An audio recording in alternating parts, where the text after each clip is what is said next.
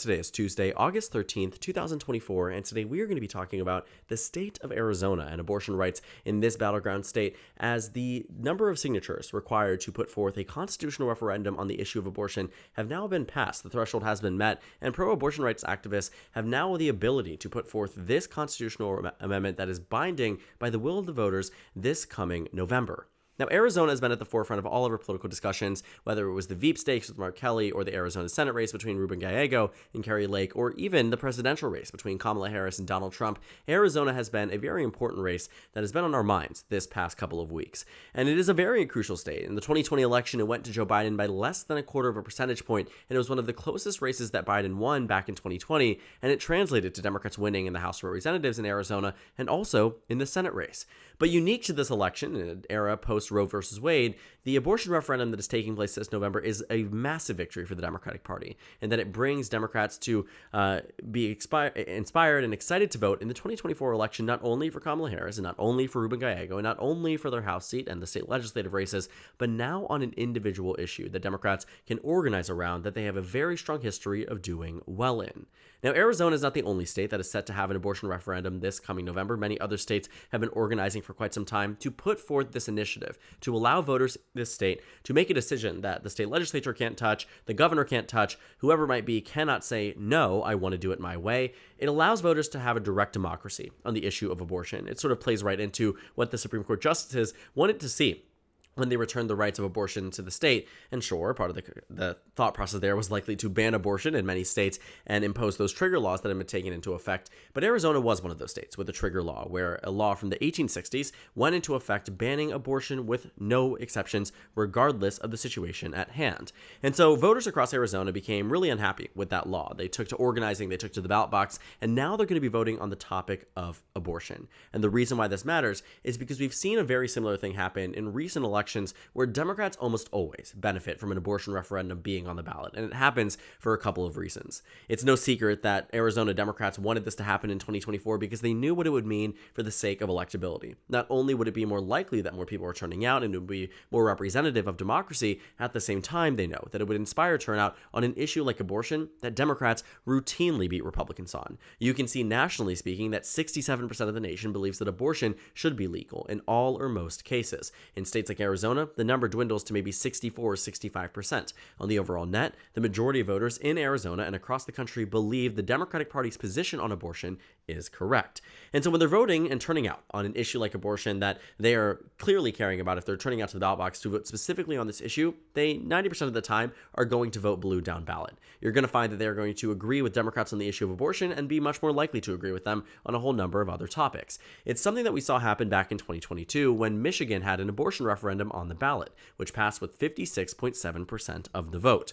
Now, granted, this was 6 months after the Dobbs decision, and a lot of organizing went around to turning out voters for Michigan's Prop 3, the constitutional right to reproductive freedom. And so outside groups and many Michigan-based groups spent millions of dollars organizing, turning out voters on this issue individually. But they certainly knew the down-ballot effects would be tremendous for the Democratic Party. And tremendous they were. Here's where we were in the 2022 governor's race, with Gretchen Whitmer winning 55% of the vote. Remember, in the abortion referendum, it was 56.7. In the governor's race, it was 54.5. And when you take a look at a lot of the population centers, areas where Democrats have done quite well in, for instance, when you're looking at Wayne County, 68% of respondents there voted yes on the issue of abortion. Gretchen Whitmer won 71% of the vote in that district and in that county. It's a massive area that has, 1 million people residing in the county, and so turnout there to being tremendously high was a very positive thing for Gretchen Whitmer. At the same time, you can't help but see that almost every single county that voted for Gretchen Whitmer also voted for Michigan's Prop 3. And the fact is that the majority of voters agreed with that abortion should be legal in the state of Michigan,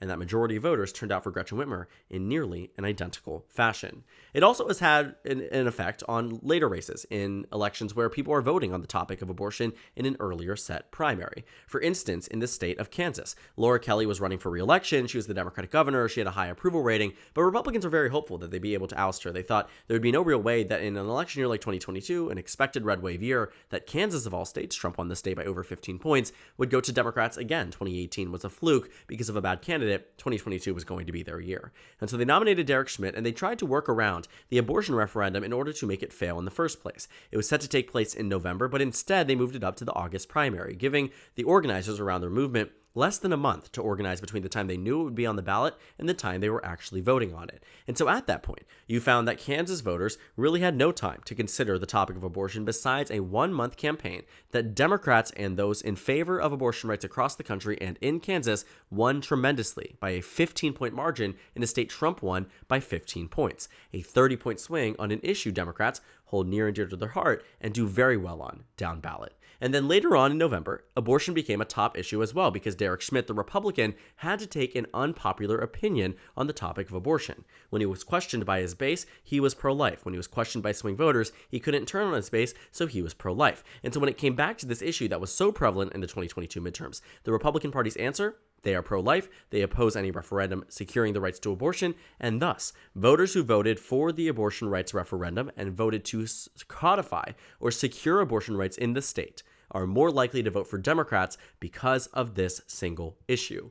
And we found that to be true in many other battleground states. Again, exactly why Democrats wanted it to happen in the state of Arizona this election cycle. And that isn't to say that abortion wasn't a mainstream issue in Arizona before. Back in 2022, the governor's race there was largely decided by the fact that Kari Lake was too extreme on the issue of abortion. Katie Hobbs did not run a stellar campaign. She refused to debate. She held very few campaign rallies and was largely absent from the campaign trail. And although, of course, she was in her Secretary of State position, she was an elected official, she had a job to do. At the same time, she was running for governor. And the polls reflected a race that showed Kari Lake winning against Katie Hobbs in a hypothetical matchup. We saw the governor's race there on 538. Real Clear Politics no longer covers it. I think it's because their averages were super far off. Point being here that even on 538, Kari Lake led by 2.4%, and in the final month of the campaign season, she led consistently. And so a 2.4% margin to victory translated to Katie Hobbs, the Democrat, defeating Kari Lake, swinging overall based on the polls 3 to 4 points depending on the metric you were looking at.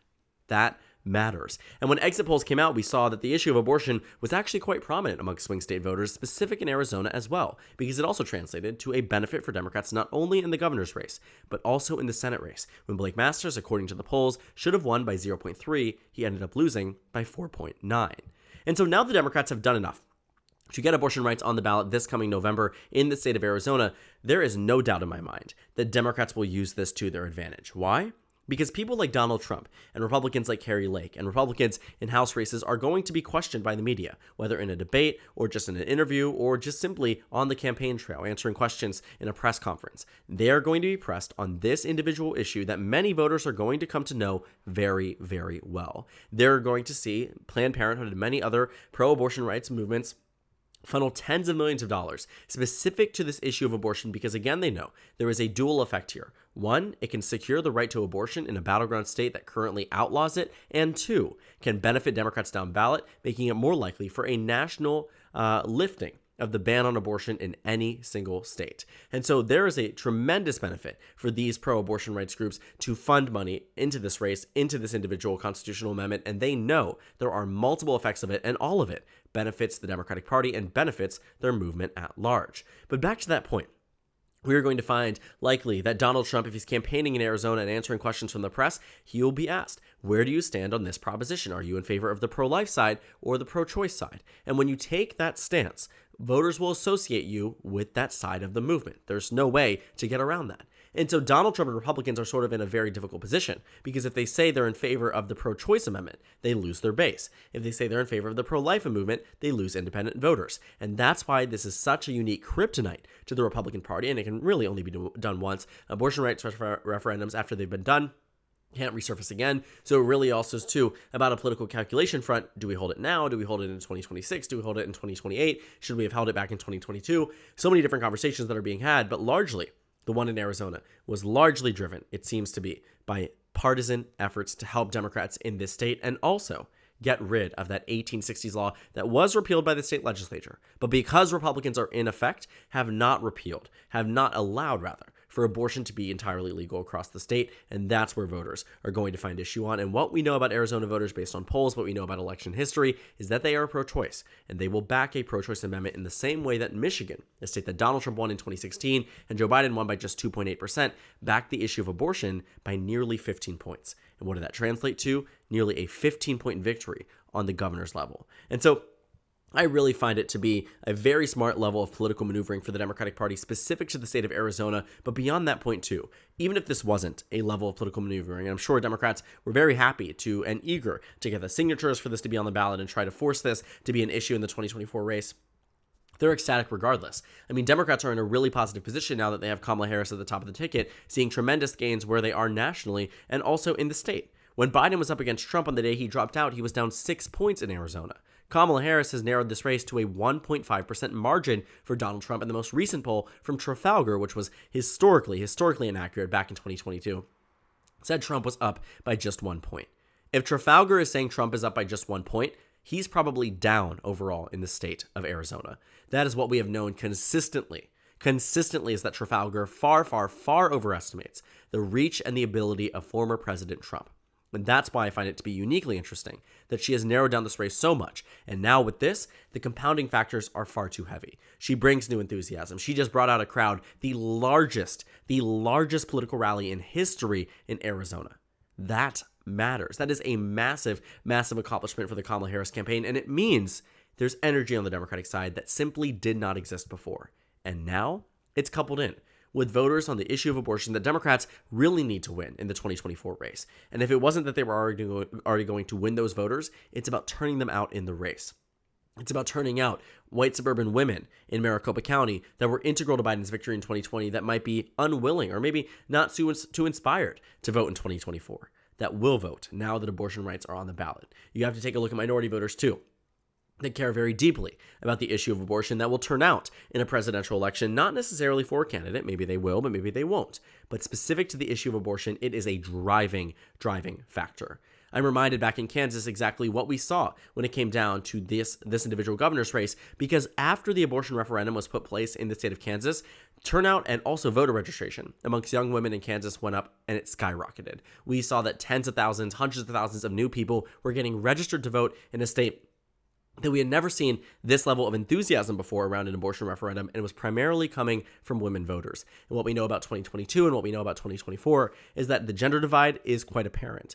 Democrats win because of women voters, and they do well when they turn out and vote. They do well when Democrats are able to inspire them to get them to vote on individual issues like abortion, like different constitutional propositions. And this one in Arizona is going to be killer for the Republican Party, because it means the Democrats know how to hone in on an issue that is, again, very near and dear to the Democratic Party's hearts, and at the same time is so polarizing for the GOP because they have not learned how to message on it correctly.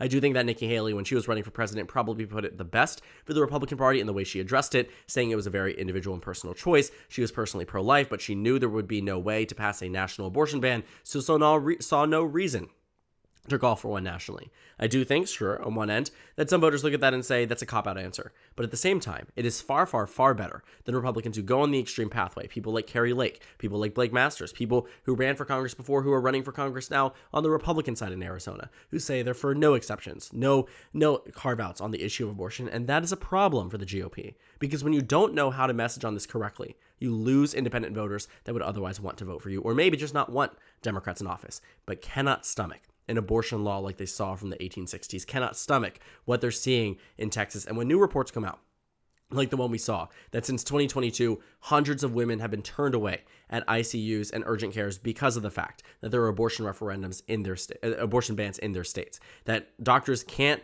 proceed with things that would be saving the life of a mother because they're worried about being sued, they're worried about losing their medical practice, they're worried about losing everything in their livelihoods and going to jail because of how some of these laws are so extreme, and voters are turned off by that. Because there's a reason why across party lines, nearly the majority of Republicans agree that abortion should be legal. The majority of independents do, and 95% of Democrats do as well. This is an issue that comes as close as it is possible to unifying the nation on one particular political party stance. And Democrats win that consistently. And so now that Arizona is in the fray, Democrats are in a much better position to win it in 2024. For a tilt-red characterization, that's enough to make it now a tilt-Democratic characterization. If this had fallen flat on its face and some of these signatures were falsified the same way we saw for those 5 Republican candidates in Michigan back in 2022, we'd be in a different circumstance. We'd be talking about a different race. But this is where we are now. Democrats and pro-abortion rights activists organized correctly. They got the number of signatures, and they are now verified by the Secretary of State. And good news for Democrats is that voters in Arizona will be seeing constant messaging, constant advertisement, constant reminders that not only is abortion rights on the ballot for presidential, governor races, Senate races, whatever it might be, but in Arizona specifically, a very, very specific constitutional referendum where voters can turn out and be excited to vote on this issue individually, and that makes them much more likely to vote blue down the ballot, which is the exact reason why I think this is a massive, massive victory for the Democratic Party, and I wouldn't be shocked if it changes the way that many of us look at this presidential race in Arizona. So thank you guys so much for watching this video. Make sure to comment down suggestions below. Subscribe on the left if you haven't already, and check out the Instagram and Twitter. At the bottom left of the screen, there's also a Discord server for you to go ahead and join. On the screen, there's a video you can watch, and then a playlist for my 2024 presidential election analysis videos. Again, thank you guys so much for watching, and I will see you all later today.